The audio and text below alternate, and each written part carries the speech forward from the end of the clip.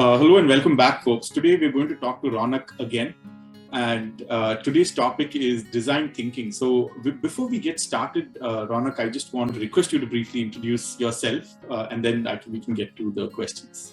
Sure. Yeah, thanks, Agnel, for having me again. And just a little intro about myself. So I've been in the analytics and data science industry for over a decade, and I'm a computer science engineer by graduate, by education. Started working in India for a couple of years, and then I moved to the US in 2013, and I've worked across industries. And currently, I'm one of the customer success leads in the company I'm working for. And before this, that the company that I was working for, and that's where Agnel and I met and have been stayed in touch. And so, yeah, thanks, Agnel, for having me. Thank you, Raunak. Yeah, it's fortunate for me that I met you. I guess it's fortunate for you. I'm not sure, but definitely unfortunate for a lot of other people.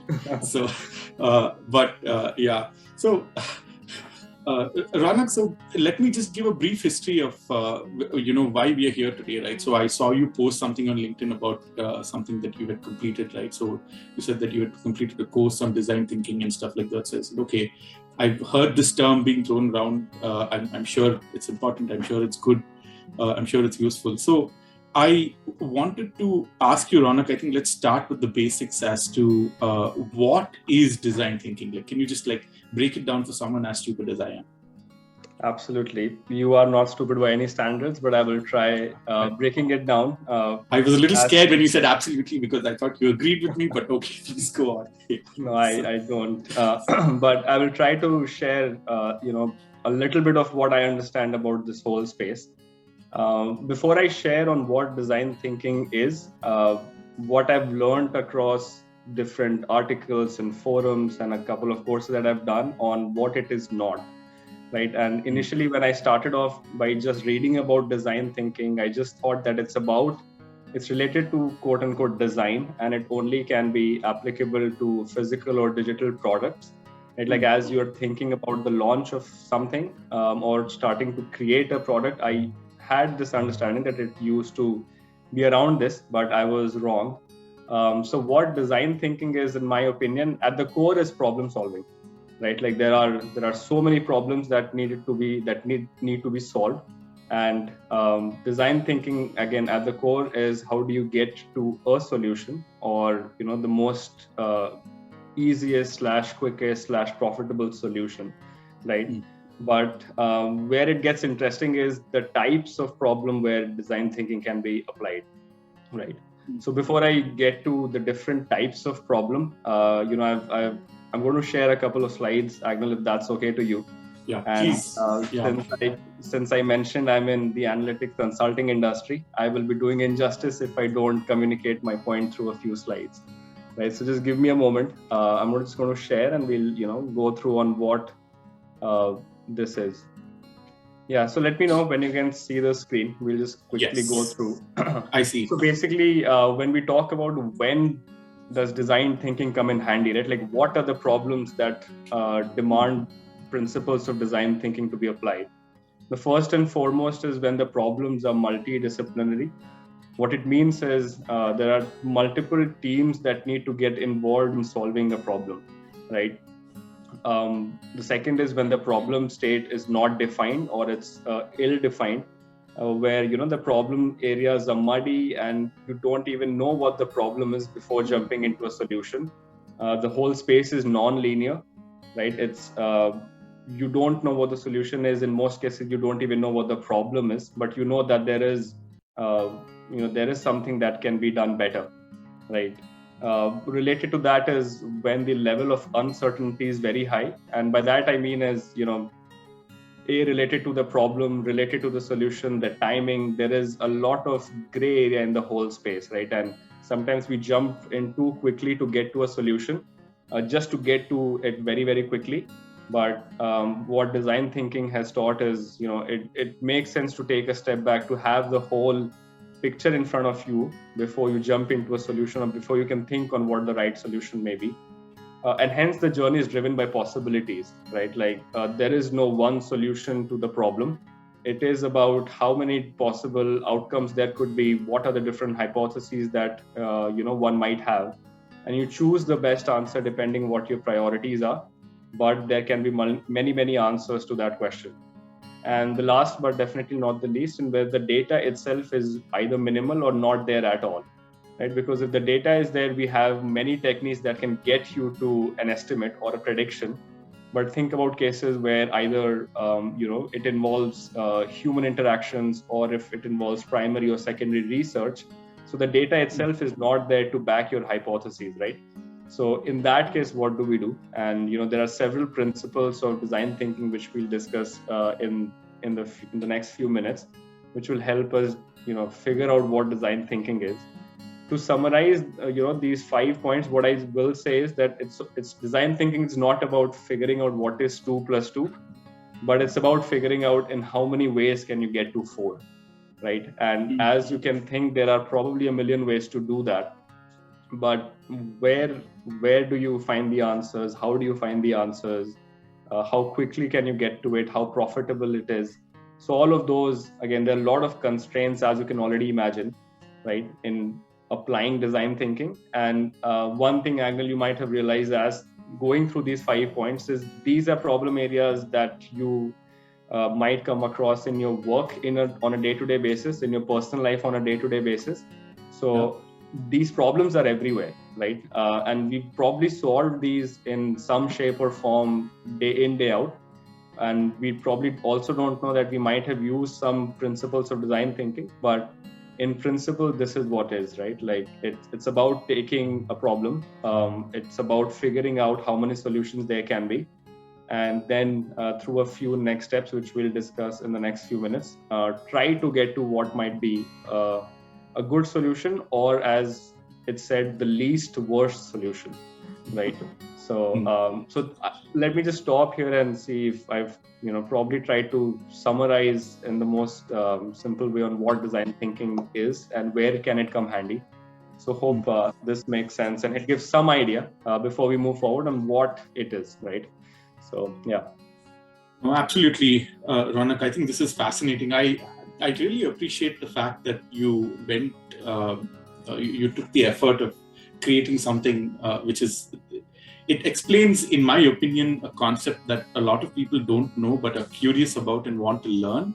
But you've also explained it in a very simple way, right? I think explaining something like design thinking doesn't come in simpler than this, Raunak. So I really appreciate that. But I do have, I do have a follow-up question to this, Raunak, right? So you did mention this. So you did mention it, but I just want to ask the why and how behind it. Is this something that every business can use or must use? And if so, why? And also, how can they use it? How can they implement it? Absolutely. Yeah, great question. So the short answer is yes, everyone should use it. And every business should use it. And for the reasons which we'll cover in the next maybe a few minutes. What I also, figured out after I did that course and I learned and read about design thinking and its ways of application, it's actually can be applied to your personal lives as well, right? Because if you think about these problems, it's not just like a business problem that you're trying to solve. It's also like problems that we come across on a day-to-day basis, right? One of a personal example that I like to share is we were recently, redoing some of the interiors of our house, right? And we were working with a designer.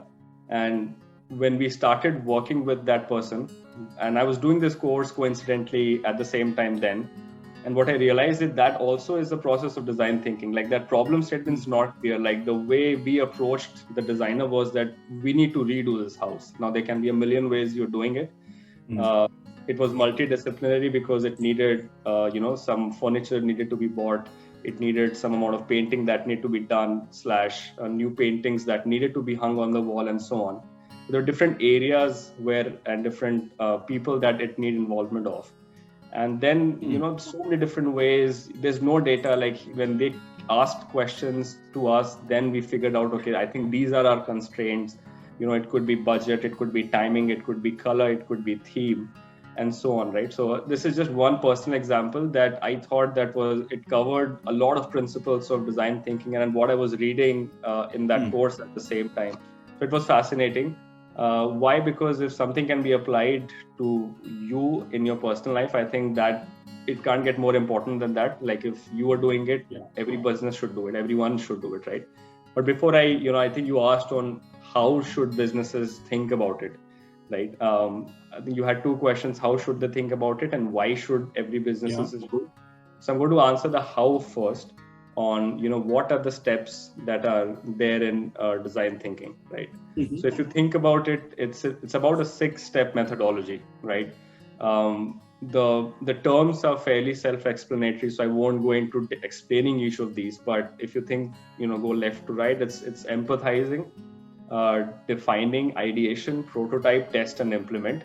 So the first two is about understanding the problems and understanding your customers itself. We've heard a lot about empathy, and probably that term is underused and also sort of understated on how understood on how important that is.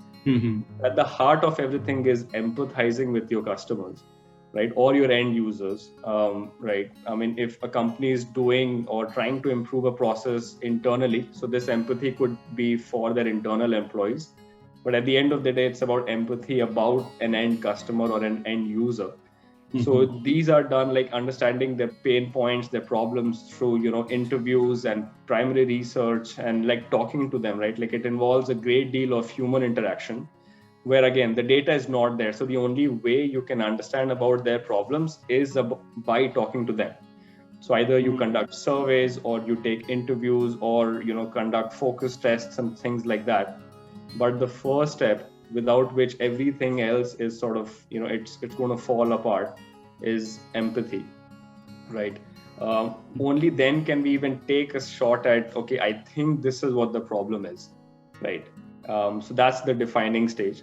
Ideation is about coming up with hypotheses and different options on, this is where what I was speaking about in the previous slide, which is it's driven by possibilities, right? So this is the stage where you go, one end to the extreme on what are the different possibilities, right? Unconstrained thinking, as we call it.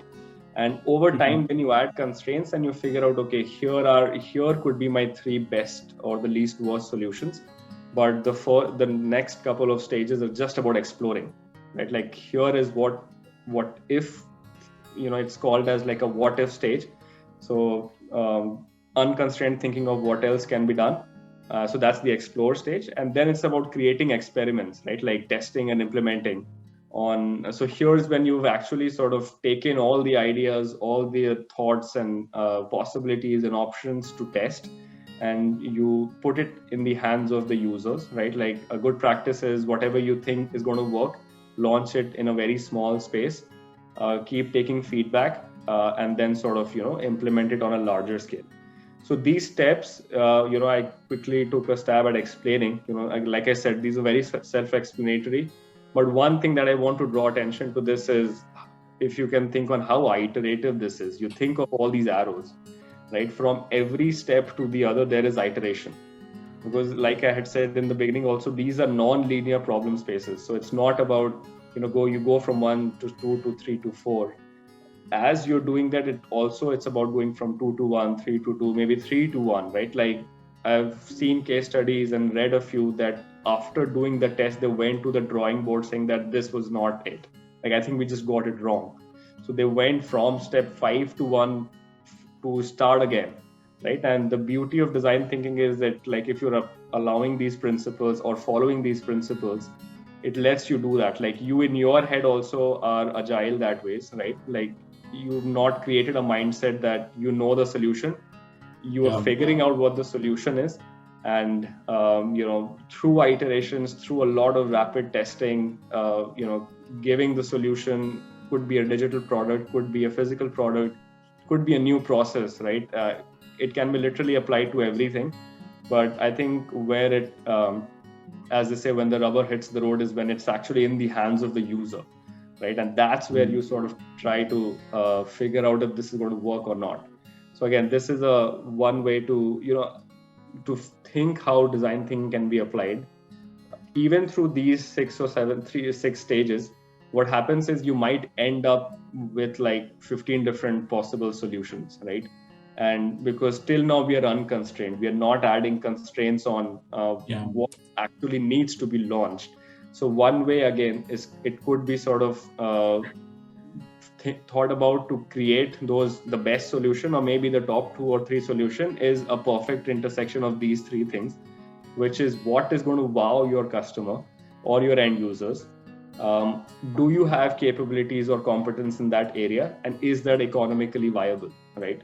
Because if it's not one of the two, then I think it's not set up for success. But as and when you try to, on all of these different options that you had in the previous slide, on the previous stage, as and when you try to add this layer, you will most likely end up with like 1 or 2 solutions, or a very handful, and then you can choose on what's going to work, right? So these are some of the steps on your question on how to think about design thinking and what needs to be done.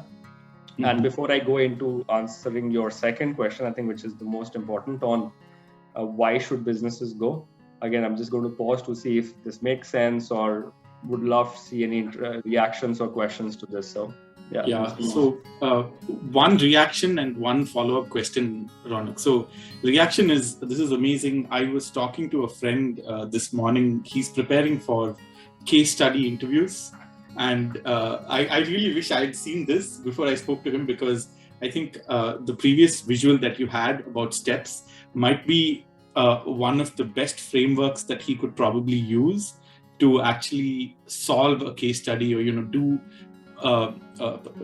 perform a case study interview very well, right? So it's amazing. But I have a question on this visual that you have here, Raunak. So I understand the part which says customer wow and economically viable.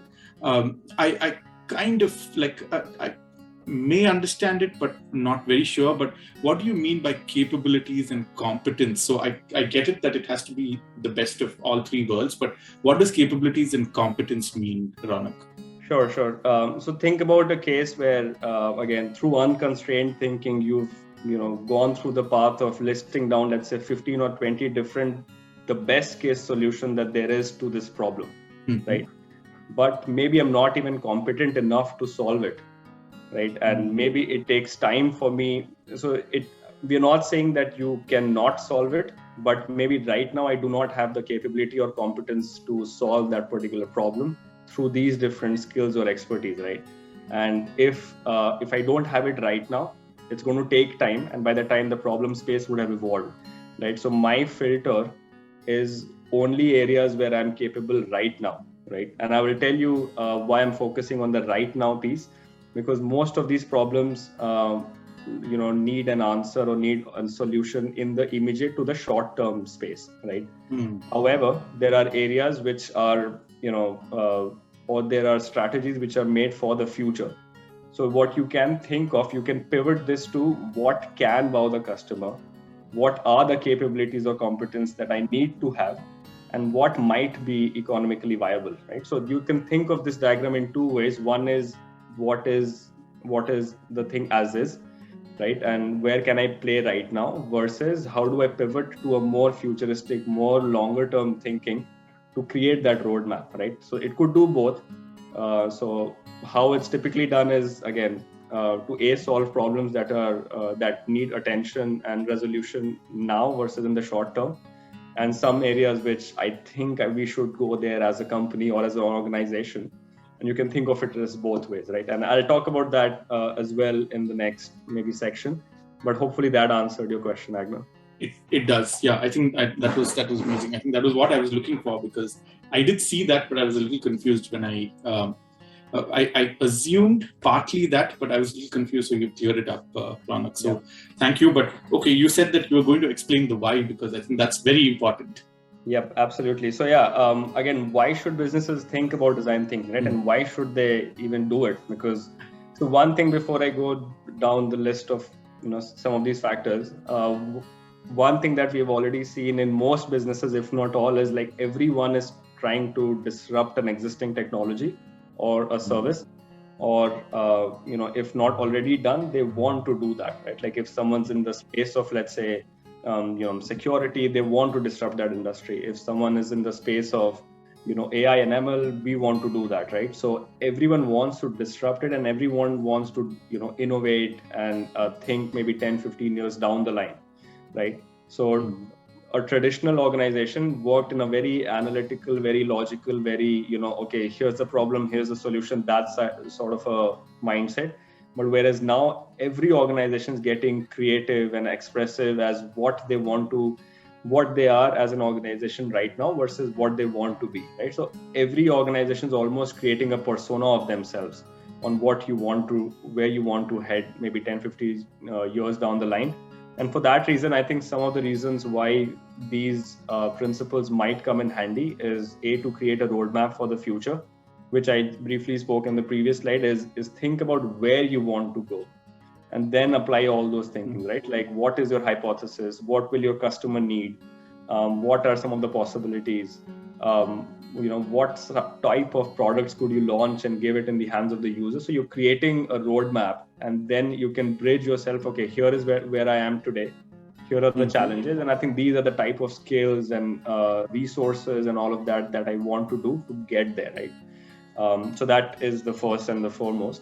The second is it encourages innovation, right? Like maybe what you want to do 10 years down the line, you don't have that, right? And then through this process, you're innovating, you're figuring out creative solutions to existing problems or to problems that might come in after 10 or 15 years, right? Yeah. So it gets that thinking started. One very important point is it fosters collaboration and diversity of thought, right? Like we spoke in the beginning that it's an area which is probably 99% of the times is multidisciplinary. That means there are multiple people involved, there are multiple individuals involved. So as you go through this process, it's about how do you work together, how do you understand each of their points of view. And so it fosters collaboration and very importantly encourages diversity of thought as well. So you don't have to necessarily agree to what I am saying, right? I mean, we can agree to disagree, and then through all of this, like I mentioned, we come to, if not the best solution, then probably the least worst solution. And the beauty again of this whole process is that you will never be able to get to a right solution. It's always about, this is the best solution today. Maybe tomorrow that just changes, right? Like because the times are changing, because how people are using your product, because of a million other reasons. So it's very important to stay flexible, collaborate with your team, and encourage diversity of thought.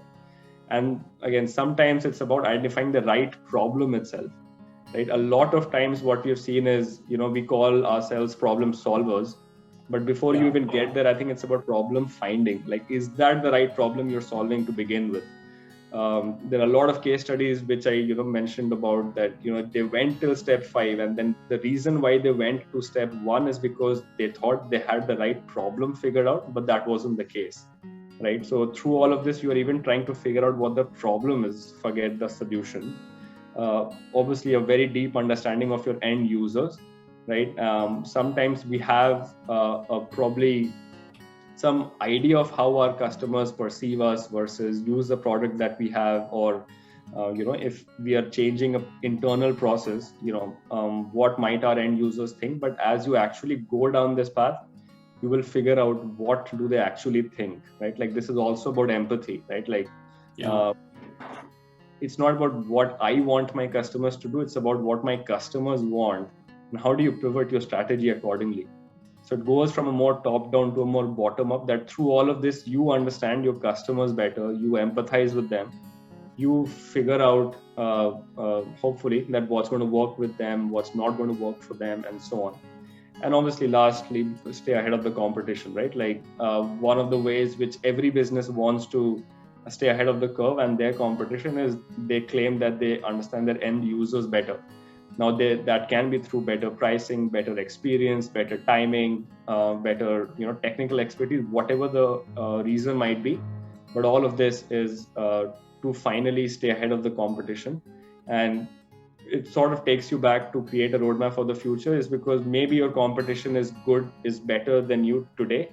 But since you're thinking about all of this in a very long-term way, maybe 5, 10, 15 years down the line, maybe over time you become better, right? Because you need to eventually pivot. And we've seen, I think, a lot of cases where companies have not pivoted to what's going to work for the future, and hence they've fallen behind. So these are some of the areas and reasons why I think every business should think about it. Every team should think about it. And it's also not about taking the most difficult problem there is to solve.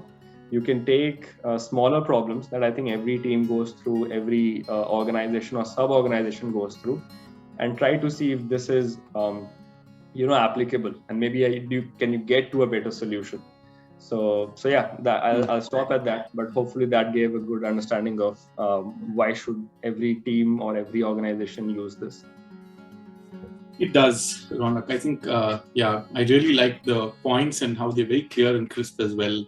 So this is amazing. I think if I were to pick a favorite, I would say the empathy side of it, that is deep understanding of users. I think I really like that.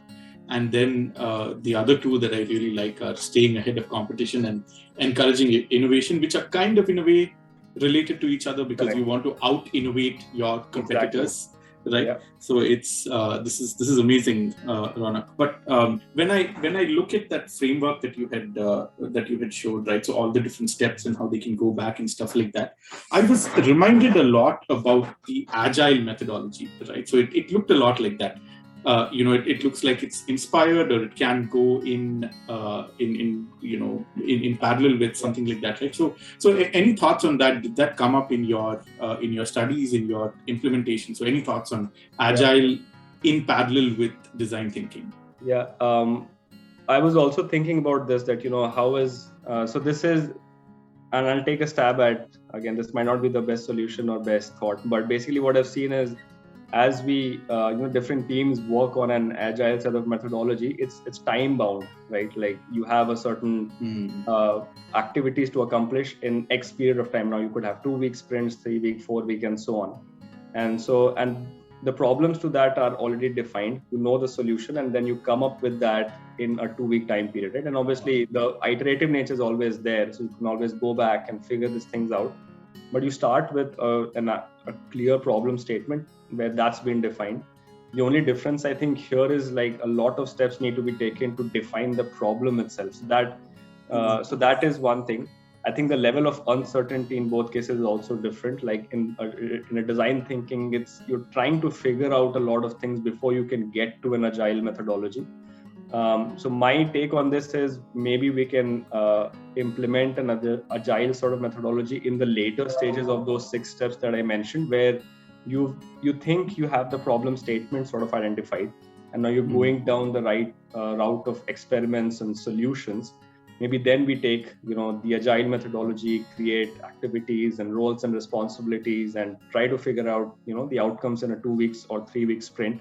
But that's my take. I think it's also not one versus the other. I don't think one is the subset of the other. I think both can coexist. It's probably about at what stage you want to adopt one versus the other. So that's how I would probably approach this. Interesting. Okay.